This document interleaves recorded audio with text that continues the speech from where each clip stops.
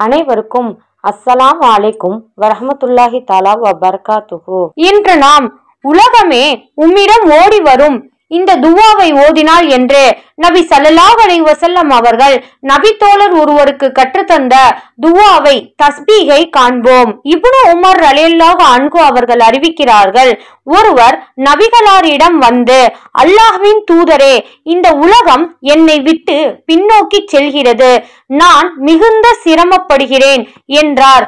உடனே நபிகளார், வானவர்கள் மற்றும் உலக படைப்புகள் அனைத்தும் ஒரு துவாவை ஓதி வருவதினால்தான் உணவு அளிக்கப்படுகிறார்கள்.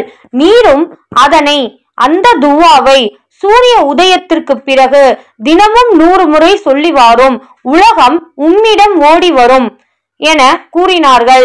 சில மாதங்களுக்கு பிறகு அவர் நபி ஸல்லல்லாஹு அலைஹி வஸல்லம் அவர்களிடம் வந்து, அல்லாஹ்வின் தூதரே, உலகம் என்னை நோக்கியே வந்து கொண்டிருக்கிறது, செல்வங்களை நான் எங்கு வைப்பது என தெரியாமல் இருக்கிறேன் என கூறினார்.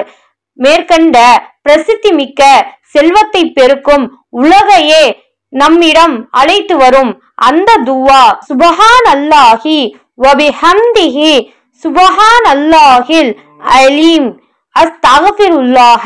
மேற்கண்ட இந்த துவாவின் பொருளானது, மகிமை அல்லாஹுவுக்கே, எல்லா புகழும் அவனுக்கே உரித்தானது, மகிமை மகத்தான அல்லாஹுவுக்கே, யா அல்லாஹ் எங்கள் பாவங்களை மன்னிப்பாயாக.